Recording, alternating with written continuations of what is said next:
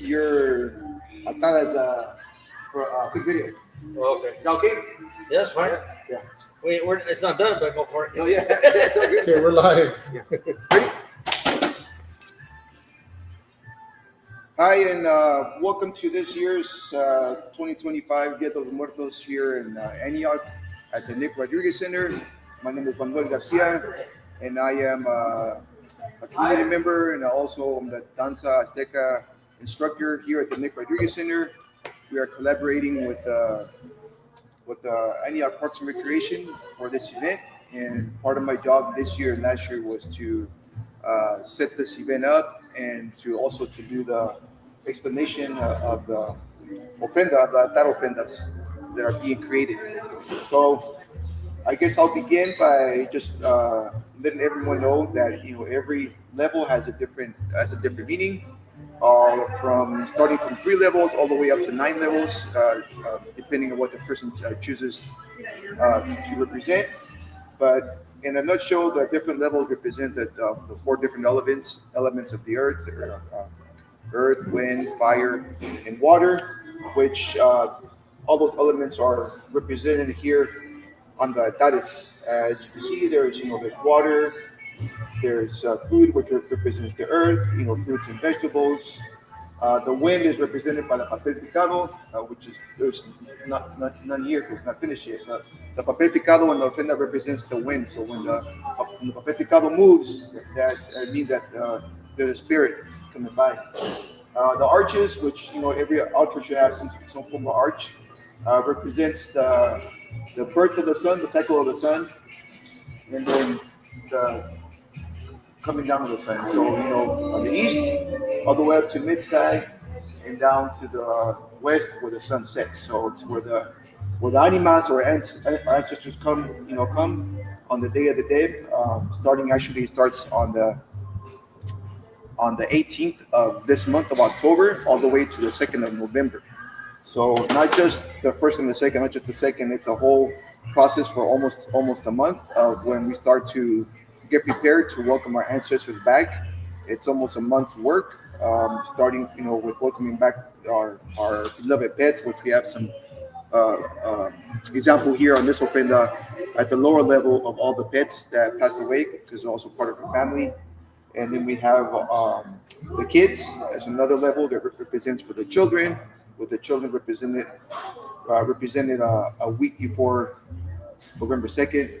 And then the elders and other family members and relatives that passed away towards as you go up to the top of the ofrendas. So the arch represents the birth and the death of the sun, or the coming and the going, the whole coming of the ancestors from the underworld, going to the top, which is the sun, and then they go back home. They go back down to the underworld, finishing November 2nd. Also, the candles are all set up to guide our ancestors, show them the light to come to welcome them in to the ofrendas, and we set up some of their favorite things, like pan or pan de muerto, their favorite fruits and vegetables, water, of course, because they're thirsty on their way, and also just certain food that they like or drinks that they like. So people put alcoholic beverages or chocolate or teas or soda, whatever the people that are gone, they like some of their favorite things. And this is a really good example of all the elements that are belong on the altar. And the altar itself, the meaning of the altar is now it's a syncretism between indigenous cultures and also Catholicism, right? Because as you go to church, Christian churches, Catholic churches, there's an altar of some sort at all those churches, which is somewhat symbolized too. But also our indigenous ancestors had their own altars too.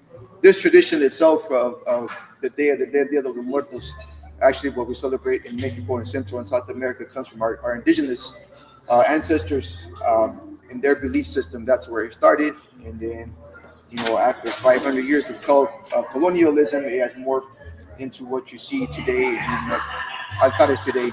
different altares in different areas, like in Oaxaca or in Mexico City or Michoacan, that represented a little bit different region to region with the decorations and what kind of incense you burn. Usually, the incense you burn to cleanse the energy and to welcome back the ancestors is incense called copal. It's a tree resin, and it's indigenous to Mexico, and it's used for spiritual purposes, for cleaning the aura, and also carrying up the prayers.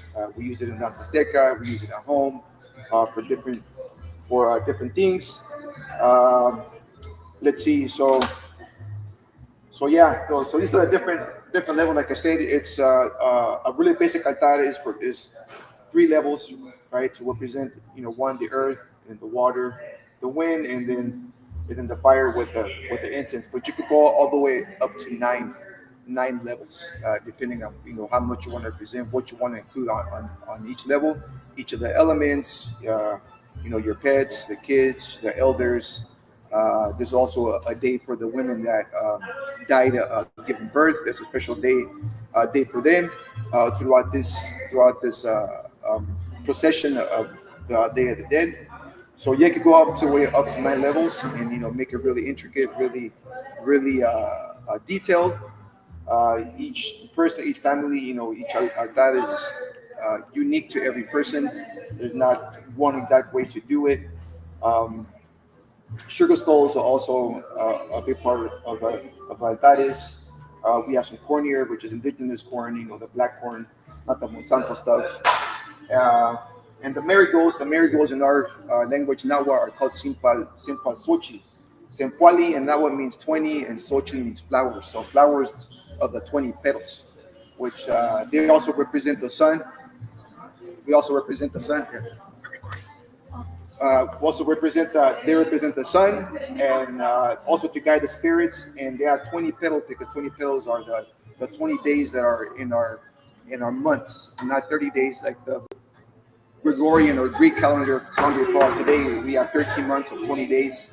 So those flowers represent the 20 days of each month, and they also have a certain scent. So that scent also helps guide the spirits to the home, to the place of the altar or to your home. It's also like a pathway with the scent, with the colors. Again, the altar represents that. Your candles represent that also as well, and the different foods and drinks. Um, in Mexico and Central America, they celebrate it for 2 days straight. So on the first and the second, they usually either have a type of fiesta like at the homes and like a vigil to welcome back the spirits, and also it's very common like in Michoacan and other states also as well to have big processions or vigils at the cemeteries. So the cemeteries on these days are fully decorated. There's lots of incense burning. There's live music, food, coffee, champurrado, atole.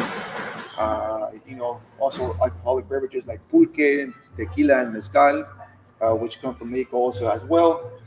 Um, and yeah, those are most of the things that are on the altar. The more traditional stuff, like I said, the more indigenous stuff that's put in the altar, is like tobacco, certain foods that are indigenous to our country, pan de muerto, the sugar skulls, um, and so yeah, that's pretty much it in a nutshell. I want to thank the city of Antioch Parks and Recreation for letting us do this and kind of taking over and trying to explain with the people and encourage folks to do a more traditional altar and not like a Halloween offering with balloons or anything like that. Uh, and also to thank you to Carlos for taking the time and being out here and for our second year already in a row and supporting this and also learning and contributing to the community. So we welcome you all to come check out the event. It'll be Saturday. We're holding the event here. It starts at from 2 p.m. till I believe 7 p.m. There's going to be live music, mariachi, baile folklorico. We're going to be doing Danza Azteca. There will be a live band towards the end of the event. Food vendors and other vendors as well, selling arts and crafts, clothing, jewelry, and a bunch of other stuff. Let's make this event bigger and bigger every year. We ask for all support of the community, even though we're going through hard times with now, with a bunch of stuff going on in the government. But we're trying not to let them stop this. We're trying to make it grow. So we ask you for all your support, and thank you everybody for watching this pequeña presentación de las totadas de Dia de Muertos. Thank you to our amigas y amigo Juan and Lola Flores for this beautiful altar and for letting us use it as an example today. I'm sure that there's many more altares that are also going up. They're also very beautiful. We invite you all to come out and check them out. And thank you so much. Thank you, Carlos.